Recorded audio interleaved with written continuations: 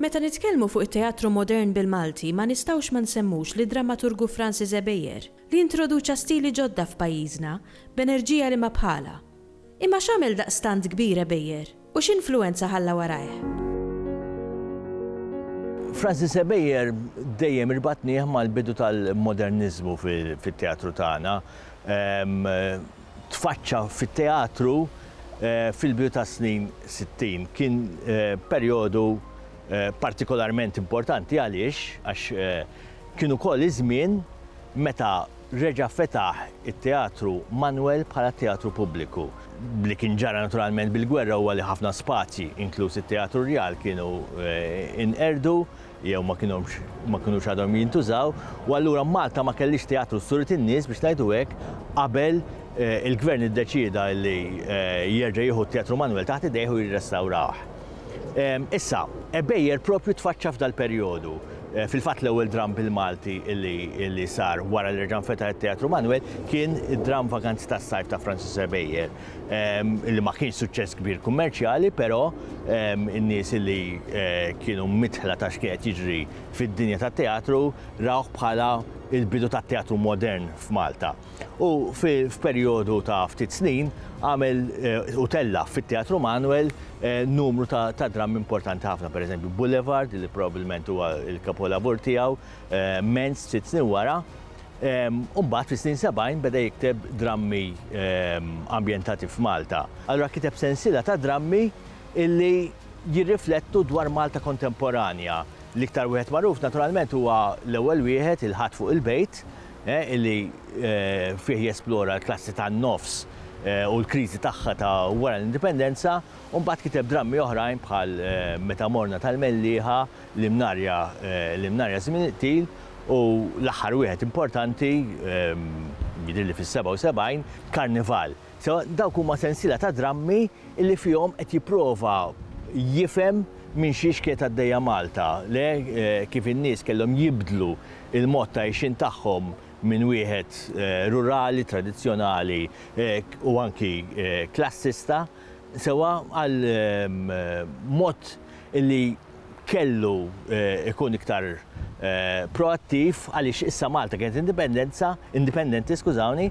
u kellha tieħu riżorsi illi kienu il-Maltin infushom u tużam kollha bl-aħjar mod possibbli. Francis Ebeyer naħseb li poġġa teatru bil-Malti fuq kuntest Ewropew, fis-sens orjena t-teatru tal-assurd bil-Malti waħda naħseb mill-ikbar vantaġġi li kellu Francis kien li kien jaf x'inhu jiġri, kien jidher ċar l-ispirazzjoni tax-xogħol Ewropew dinji fix-xogħol tiegħu u naħseb li ħalla waraha aktar mill-xogħlijiet biss u l-valur ta' dawk ix-xogħlijiet bil-Malti illi qabdu r-relevanza ta' x'qed jiġri imma bit-teatru ta' dak iż-żmien kontemporanju ħalla l-opportunità u l-obbligu lill-awturi lil dawk li jagħmlu t-teatru llum biex jibqgħu jagħmlu għadi, jibqgħu jiġbdu t-teatru Malti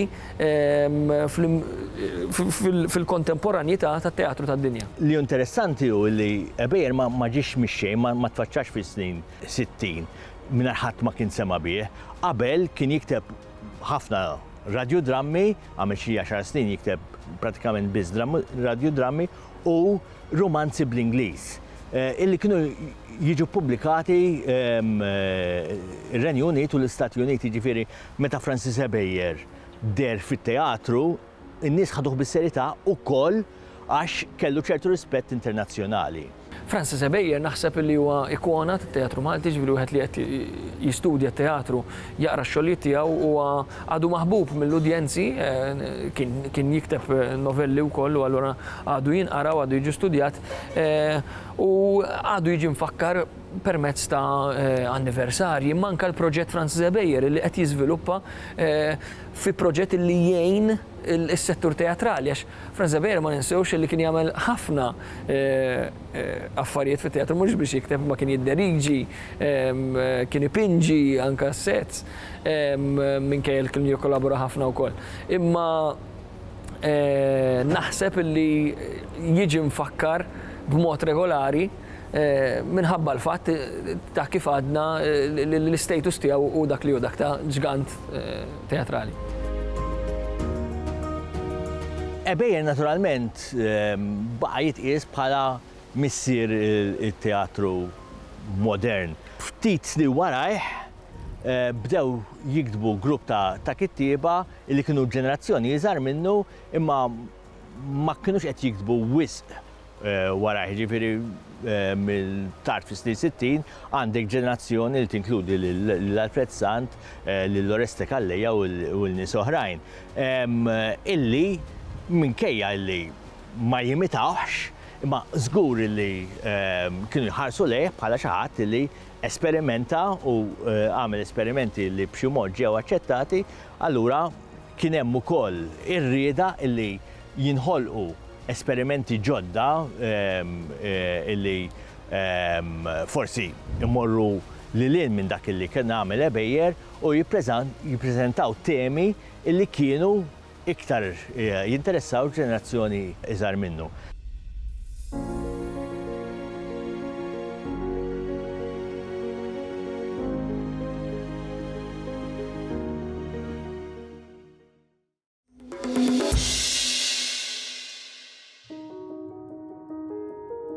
Wieħed mill-ismijiet l-aktar magħrufa li baqgħu marbuta mal-moviment Awmin letterarju u max-xena letterarja li segwiet huwa dak ta' Viktor Fenech, magħruf l-aktar għal poe proza, l-esperimentazzjoni bil-ġeneri u l-għarfien tekniku tiegħu fil-produzzjoni tal-kotba.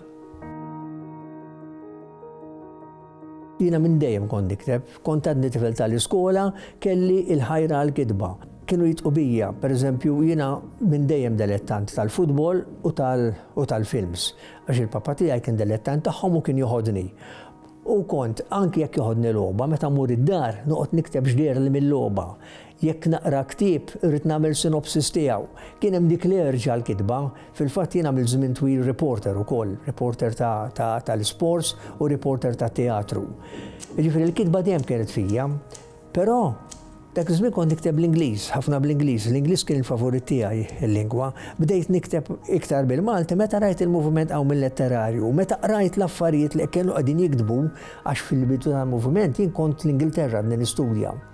Mbagħad ġiet 6 xhur wara li sar il-moviment u tħalt mal-ewwel magħhom għamluni segretarju internazzjonali billi kellha ħafna nies li nafhom Londra li tlaqthom, nies li huma kittieba wkoll Londra għamluni segretarju internazzjonali. U bqajt nikteb. Dejjem kienet fija, anke jekk naqra ktieb, għadni niftakar Ivanhoe jiena, nagħmel sinopsis ta' kull chapter ta' Ivanhoe. Allura isu speċi ta' minor novel ta' Ivanhoe. Il-kitba tkun fik, mhux tfittxha inti tfittxek. Ġieli nkun qed naqra xi ħaġa u immur qed tangent minna u t-tieni idea għal dana. Ġieli nkun qed nippassiġġa barra tiġi l-idea. Inutli tfittxa l-idea, trid tfittxek. Waħda mill-inċidenti, mhux inċidenti, okkażjonijiet sbieħ li kelli, jien konna ħafna lil Anton Buttigieg. U niftakar darba kien għallina kont qiegħed ma' Lino Spiteri għax konna ħbib intimi jienu Lino, ġifieri, u daħal Anton fuq u għallinna ma skappajtilix dal-lej ma skappajtilix naħseb noqgħod jitkellem fuq xi mara. Għabat meta Lino għallu lil min, għallu l-muża, il-muża, għallu ma tħallikx torqod, għallu da jiġi ħsieb, għallu jiena lekk nżomm karta u lapes ħdejja meta norqod. Ġifieri ma tkunx taf, darba ktibt poeżija jiena meta kont l-isptar. Kelli accident bil-karozza, kelli għamel 3 ġimgħat l-isptar bil-weights ma' onqi u dana u bil-lejl niftakar. Għafast il-dan ġiet in-nervs biex tidik ħasbet li rriċi pinnoli. Għattilatini karta u lapes malaj. Għatħares lejja tajlek daqt iġġennen. Ma fil-fatt konfinċejta ta' teli u ktibt dik il-poezija. Meta tajt ġeneri ġifier qed tajt poezija, romanz u novella. Jiena ktibthom it-tlieta, l-iktar il-poezija. Fil-poezija għamilt 7 kotba bil-Malti u 3 kotba bl-Ingliż, għax bqajt nikteb bl-Ingliż ukoll. Però il-novella dejjem ħabbejta. U dal-aħħar għamilt l-ewwel romanz, qed ngħidha l-aħħar 8 snin ilu, għamilt l-ewwel romanz li kien rebaħ li l-ewwel premium, u minnu għad tista' nagħmel in-novelli. Għamilt ktieb ta' novelli u issa dal-aħħar erġgħet ħriġt ieħor. Li propju għamilt isem jien hija fil-poe proza. Issa poe proza hija miktuba bħal proza għax il-poeżija għandha il-libsa u għandha r-ruħ l-istess bħal bniedem. Il-libsa tista' tiha libsa li trid, imma r-ruħ huwa iktar importanti. Issa, jekk naqadhom it-tnejn, il-libsa tal-proza mar-ruħ tal-poeżija, jiġifieri hi tkun proza, jiena nodda proza, però ikollha internal rhyming, ikollha ebb and flow ta' sentenzi wara xulxin illi jkunu iżjed poetiċi, però xorta ikunu jinnoddu ma' short stories. Għalkemm għandha ħafna ġifieri illi daħluhom li ma' antoloġiji, daħluhom li mal-poeżija. Bħalissa għadni kif noħroġ ktieb, però ġajna immedjatament ħriġna edizzjoni oħra limitata tiegħu għax kellu ċertu żbalji ortografiċi. Jiena l-weakness tiegħi hija l-ortografija ta' kultant, ġifieri, ovvjament mhux ħafna gradwat fil-Malti, imma l-ortografija speċjalment issa żminijiet qiegħda tinbidel, ħafna affarijiet qed jinbidlu, li jenna qabditna daqsxejn fuq saqaj waħda tal-età tiegħi. Però hija l-istess illi irridu nimxu mal-da. Għamilt dan u bħalissa m'għandi pjan ta' xejn wara dan il-ktieb. Ma naf żgur li se nivvinta xi affarijiet oħra. Pereżempju ilha ħafna li bdejt nikteb mhux autobiografija ngħidilha jiena, imma l-istorja fi żmieni x'jiena għaddejt il-gwerra wkoll twilit fil-gwerra. Ġifieri dik nixtieq niktibha. L-ewwel 13-il sena sakemm kont il-Ħamrun għax jiena Ħamrunis, miktuba kollha diġà, ġifieri, u mbagħad mitet ommi u kellna niġu jien waħdi billi konna għadna żgħar morna man-nanniet il-belt u minn hemmhekk ġifieri mbagħad għadni ma ktibtux. Imma l-ewwel 13-il sena sakemm ommi kienet ħajja dawk diġà miktubin, mhux se nħallihom jintremew żgur.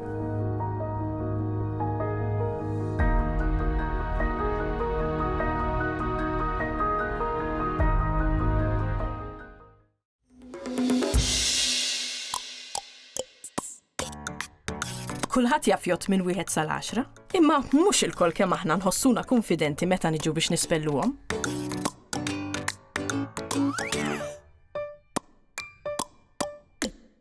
Għax meta naslu għall-4, is-7 u d-9, ħarana nqabżu parajnejn kbar il-barra minħabba dik l-imbirka għajn. U ja ħasra, veru m'għandniex għax nibżgħu minnha. Għax l-għajn mhix biss ittra li tagħtina identità, li tiddistingwi l-alfabet tagħna minn alfabetti oħra u li allura tista' titqies bħala simbolu nazzjonali denju daqs dik il-bandiera, il-pjanta, il-ħuta u l-brimba nazzjonali. Imma huwa faċli ħafna li nikdbuha fil-każ tan-numri. Araw x'għandna nagħmlu. Bħala mudell għandna nduru lejn in-numri 5 jew 5. Skont teħtieġ numru kardinali, jiġifieri numru li juri kwantità, jew numru ordinali, jiġifieri numru li juri ordni. Jekk kieku konna ngħidu 5, mela rridu nikdbu 4, 7 u 9 blajn.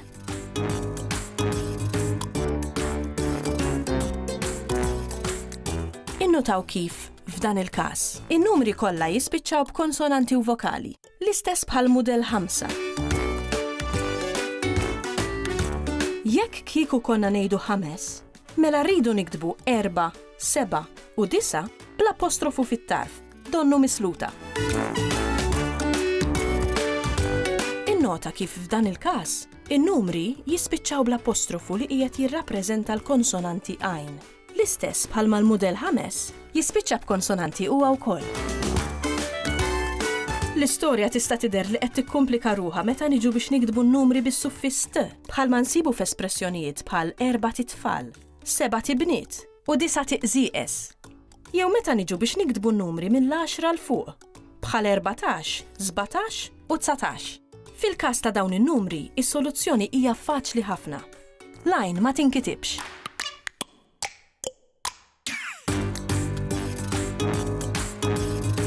Tgħiduli u fil-każ ta' 40, 70 u 90. Faċli wkoll. Ftakar li 40, 70 u 90 kollha jintemmu bil-ħoss tal-għajn. Allura l-għajn nikdbuha fl-istess pożizzjoni li kieku fiha konna nikdbu s-50. Kif qed taraw b'mudell wieħed faċli, tifranka li titgħallem tikteb bl-amment bosta numri oħra. Jekk taraf tħaddem il-mudell, mela l-għajn ma tibqax tagħtina fajna u l-kitba tan-numri tkun ilna faċli daqsla b-ċ.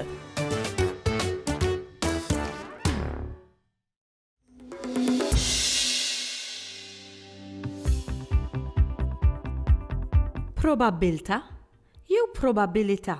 Proset jew prosit. Vera jew veru. Dawn il-kelmiet huma kollha kemm huma korretti, imma spiss waslu għal nuqqas taqbil bejn il-kittieba. X'riċerka saret dwar il-varjanti fonetiċi u kif l-aħjar inniżluhom fil-kitba? Il-varjanti fonetiċi hemm min jitħaw għadhom mal-varjanti ortografiċi. L-ewwel x'inhi d-differenza bejniethom? Il-varjanti ortografiċi huwa dak il-kliem li tippronunzjah l-istess u tikdbu jew inkella staj tikbu b'modi differenti.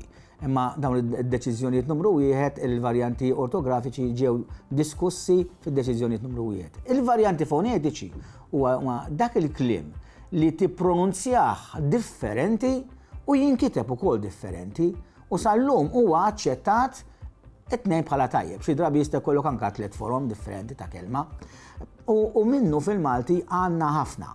Per eżempju, kliem bħal probabilità, it-tarf bilta hemm 4 modi. Jista' jkun probabilità jew probabbiltà bid-doppja B, imbagħad hemm probabilità jew probabbilità. Hemm 4 modi. U apparti ta' kif jistgħu jingħadu huma wkoll ta' kif jistgħu jinkitbu. Ġifieri l-varjanti mhumiex fonetiċi biss iżda wkoll ortografiċi. U huma kollha aċċettati kemm fit-taħdid kif ukoll fil-kitba. Għandek kliem bħal ikkonsidra u ikkonsidra, qed ninnotaw li d-differenza tista' tkun sempliċement vokali. Għandek kliem bħal sfortunatament, min jgħidlek sfortunatament, min jgħidlek sfortunatament. Li huma tajbina, li mit-tajba minnhom. Sal-lum huma aċċettati tnejn. U ma naħsbux ukoll li din il-varjetà tolqod biss l-kliem li ġej mir-Rumanz jew inkella forsi mill-Ingliż, imma anke kliem li ġej mill-Arbi. Kliem li jeżisti ħafna, pereżempju għaw min jgħidlek akbar, għaw min jgħidlek ikbar, għaw min jgħidlek aktar, għaw min jgħidlek iktar, għaw min jgħidlek ġab, għaw min jgħidlek ġib. Jew inkella min juża ċaka jew ċaqa. Sal-lum dan il-kliem huwa aċċettat it-tnejn kemm fit-taħdid kif ukoll fil-kitba. Xi eżempju ta' dawn il-varjanti fonetiċi għandek kliem li ġej mill-Arbi li diġà huwa stabbilit fil-Malti, bħal pereżempju għandek bidla fil-vokali. Beża u baża. Tela u tala. Hemmhekk qed naraw bidla fil-vokali. Intużaw it-tnejn. Forsi waħda minnhom tkun tintuża aktar minn oħra. Imma mhux kliem mill-Arbi biss, għandek kliem li ħafna kliem li ġej mit-Taljan. U hawnhekk għandek ħafna drabi il-varjazzjoni tkun fil-vokali. Pereżempju, pożizzjoni, pożizzjoni. Ninnotaw li fl-ewwel sillaba hemmo pożizzjoni, fl-ewwel sillaba tal-kelma l-oħra pożizzjoni. Varjazzjonijiet oħra jistgħu jkunu tal-vokali. Pereżempju, x'ngħid proset jew prosit. It-tnejn huma aċċettati kemm fit-taħdid kif ukoll fil-kitba. Jew inkella anka, anke jew anki. L-istess, dawk huma kollha eżempji ta' varjanti. Kliem bħal dan jista' jkun problematiku l-ewwel minħabba n-nuqqas ta' konsistenza. Jekk inti qed tikteb jinnna f'artiklu, daqqa ħad tikteb jinnna f'responsabilità mod, imbagħad ħad tikteb responsabilità mod ieħor, xi drabi laqqas biss tinduna inti stess daqqa qed tikteb kelma imbagħad tikteb kelma oħra. Xi drabi inti tajt mod u tikteb mod ieħor. Xi diffikultà oħra tista' tkun illi kelma li mhix varjant jaħsbuha varjant imbagħad bil-kontra. Pereżempju għandek tanbur u tambur. Fit-taħdid faċli tħallat in mal-m, però fil-verità it-tajba hija tanbur u tambur hija ħażina. Mhijiex varjant, imma min jgħidu le naħseb dawk aċċettati it-tnejn, meta fil-verità jkunu ħżiena. Eżempju ieħor pereżempju pulizija u pulizija. Pulizija hija ħażina mhijiex varjant, it-tajba biss hija pulizija. Varjanti fonetiċi għandna mijiet. Mela, fil-waqt fil-varjanti ortografiċi Ġifieri dawk li konna nippronunzjawhom l-istess u nikdbuhom differenti, stajna nażlu kelma u mhux oħra. Fil-każ tal-varjanti fonetiċi fejn qed ngħidu għandna mijiet, sissa fil-lista li għandna diġà għandna mijiet u qed nippruvaw inkomplu niġbru biex nagħmlu lista komprensiva kemm jista' jkun, mhux bil-fors niddeċiedu li nanna nikdbu jew nippronunzjaw varjant u mhux ieħor. Għax aħna minn aħna biex ngħidlek għajt ċaqa u mhux ċaka, meta t-tnejn jintużaw. Imbagħad is-soluzzjoni kif għadna mhux bil-fors kulli nażlu wieħed minnhom. Imma forsi jingħadu fi gruppi għax dawna nistgħu niggruppjawhom jien naf kliem li jvarjaw b'vokali jew kliem li jvarjaw fit-tarf tagħhom biss. Namlu setta kriterji, naqsmuhom fi gruppi u forsi l-aktar li nkunu nistgħu ngħidu wara dan il-varjant jintuża aktar mill-varjant li ieħor. L-ewwel inniżlu l-aktar varjant li jintuża. Ħalli mbagħad jekk xi ħadd ikun qed jikteb ikollu lista uffiċjali ta' dawn il-varjanti u stess jgħid tara dan il-varjant jintuża aktar minn ieħor, mela naħseb jien aktar jaqbel li nuża lilu milli ieħor.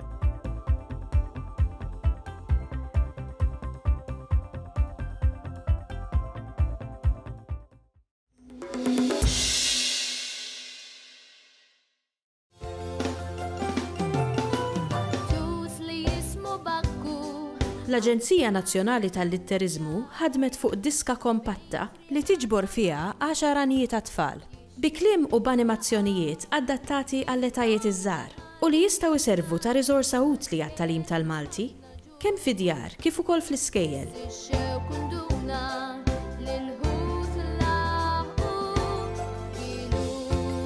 Jiena u meta kienu żgħar it-tfal tiegħi kont inħobb ngħidulhom taqbilitek u nivvintawhom l-hom jiena u kelli numru mhux ħażin miktubin fuq il-kompjuter.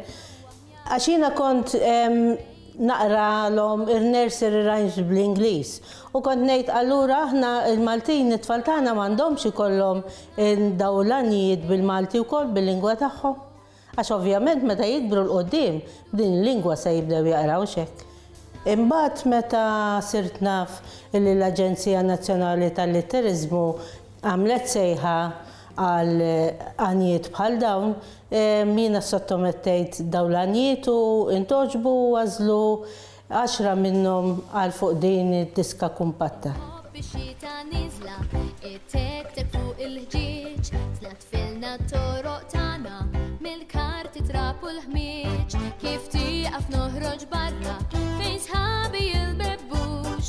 L-għanijiet l-iktar li huma indirizzati lejn tfal sa 4-5 snin u qed jiġu utilizzati b'dan il-mod. L-Aġenzija ħadet sieb li tqassam daw id-diski kumpatti lill-għalliema tal-iskejjel u huma qed jużawhom bħala riżorsa għall-klassi.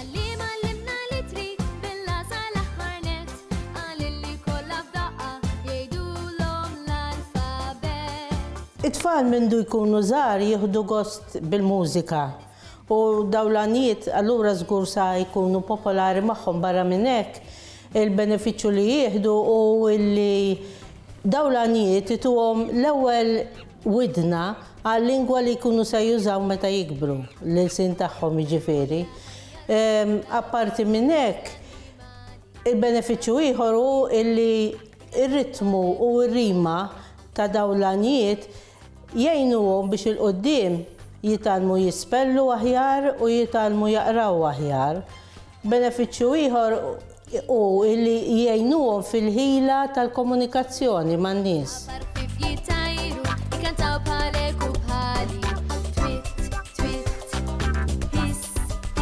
It-tfal jispiraw ruħhom mill-ambjent u minn dak kollu li jaraw madwarhom. U ovvjament bħal għanja minnhom titratta dwar x'jagħmlu tfal meta jqumu filgħodu li jaħslu snierhom, jaqflu l-qmis, jaqflu l-buttuni, jaqflu l-lazz u dawn huma affarijiet li ovvjament iridu jitalmuhom u hekk qed jitalmuhom b'mod sabiħ.